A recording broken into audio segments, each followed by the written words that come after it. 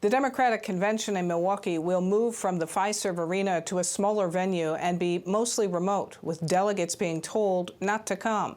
Candidate Joe Biden and his running mate, however, are slated to accept the nomination in Milwaukee. This week, the Trump and Pence visits to Wisconsin come as their re-election bid heats up against former Vice President Biden. Both candidates hope to claim Wisconsin this November after Trump narrowly won the state in 2016. This week, a new Marquette Law School poll gives us an early indication of how that race is taking shape in the Badger State. Poll Director Charles Franklin joins us with those results. And Charles, very nice to see you again. Good to be here. Thanks. So as to the race for president in Wisconsin, your polling found that 49% favor Joe Biden to 41% for Donald Trump. How have these numbers trended? This is a bump up for Biden this month. That 8-point margin this month compares to 3 points in March and in May, and a dead tie in February. So we've seen some movement up, but this month a special bump up for Biden. And this is trending that way in polls across the country. We've seen it in polling across the country. We've seen it in a number of state polls as well, not just national polls. If you think of the last 6 weeks, 2 months, they have not been filled with good news for the incumbent administration, whether it's the protests or the virus or the economy. And so this has not been a good time for the president. Now, your polling shows that the race is close in Green Bay. Would it add up that that's why he's popping into Marinette this week?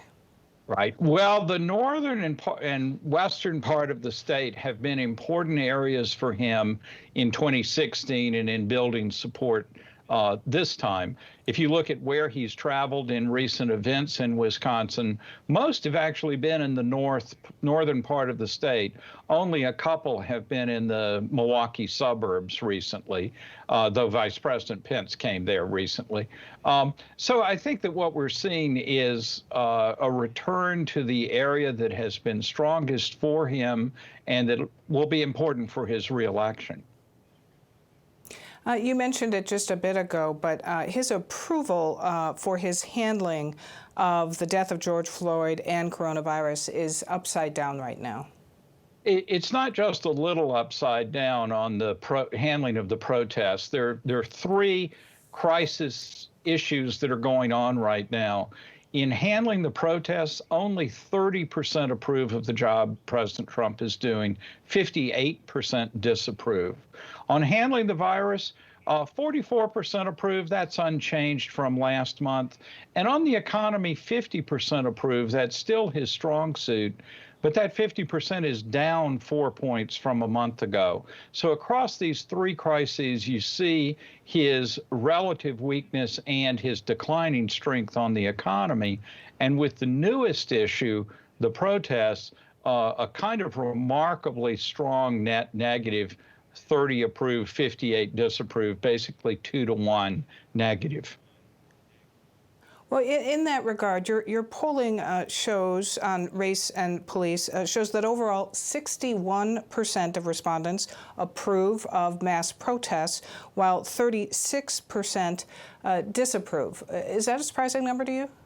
I think it's a very interesting number. You've heard a lot of people mention the comparison of 1968 with today, but the reaction to the 1968 unrest and riots and civil disturbances in the wake of assassinations was vastly more negative. Today, I think what we're seeing in this 61% approval number is the sympathy for the situation of Black Americans who we have seen in videos dying at the hands of the police repeatedly over the last few years.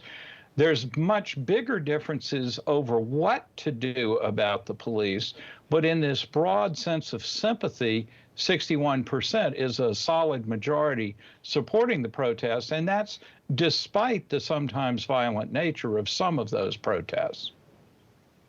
In terms of what your polling found about how people feel about police, 72% of your respondents have a favorable view of police, with 18% having an unfavorable view.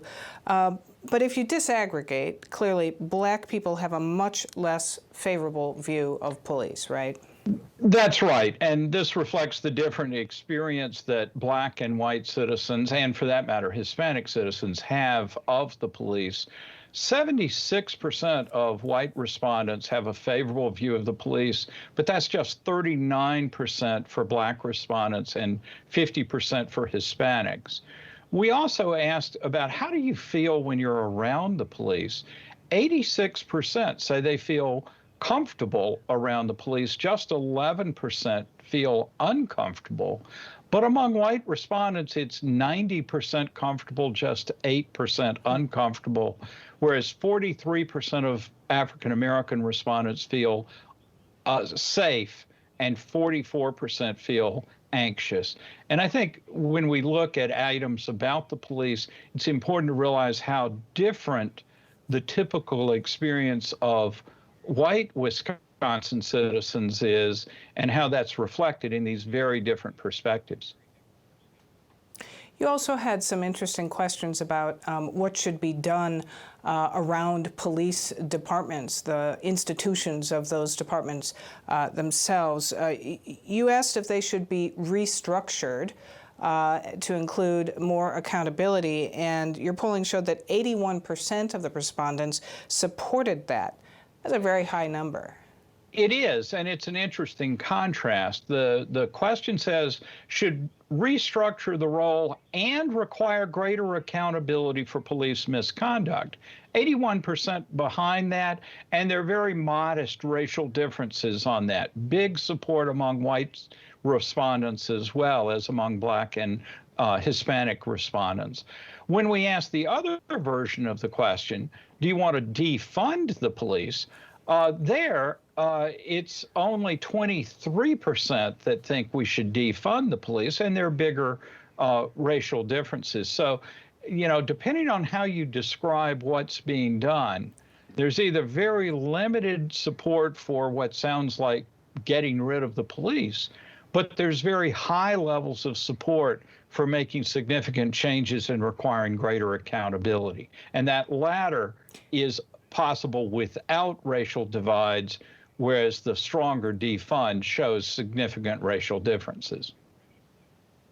Moving on to Governor Tony Evers' job approval, you found that among your respondents, 54% approve of what he's been doing and 38% disapprove. Now, that has slipped from a high of 65%, is that right, in March for Tony That's Evers? right. In March, it was 65, then it fell to 59, and now it's down to the 54. He was at 51% in February before the virus hit, so he's just a little bit higher than he was then. But the high water marks that he had in March and that many governors around the country had has come back down to levels much closer to the normal level of his support before the epidemic arrived. Well, so what was the 65% number about? Well, I think we saw a very positive response to the initial actions the governor took about shutting down and sheltering at home. In that March survey, 76% approved of the way he was handling the virus. 65% approved of his job overall. That support for his handling of the virus has fallen into the high 50s now, so it too has come down. Though interestingly, still 72% say that it was the right thing to do to shut down. Only 25% feel it was an overreaction. And that 25% has been stable from May until now. It went up from March to May. But so people are not rethinking that shutdown, even if they're now not as enthusiastic about the governor's actions with respect to COVID.